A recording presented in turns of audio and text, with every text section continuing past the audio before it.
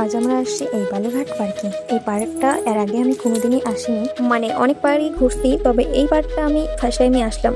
এখন ফোনে বাজে প্রায় 6টা, আর এই 6টার সন্ধ্যার দিকে আমরা পার্কে আসছি। তবে আমাদের সাথে সাথে তোমরাও দেখো ভিডিওটা, আর হ্যাঁ, ভিডিওটা কেমন হবে সেটা আমাকে অবশ্যই বলবে।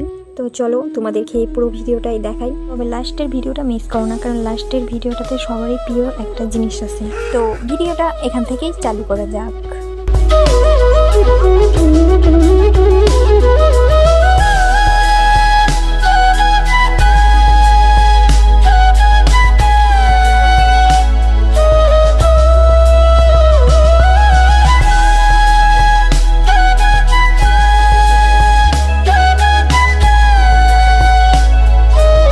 আর এইখানে দেখো আমার প্রিয় কৃষ্ণ ঠাকুর। আমি সত্যি ভাবতে পারিনি কি এখানে কৃষ্ণ ঠাকুরের মূর্তি হবে। আমি অনেক পার্কে গিয়েছি, তবে এরকম কোনো ঠাকুরের মূর্তি দেখা পাই, তবে এখানে কৃষ্ণ ঠাকুরের মূর্তি দেখে আমাকে অনেক ভালো লাগলো। তোমরা যদি এখানে কেউ এসে থাকো তাহলে আমাকে নিশ্চয়ই বলবে।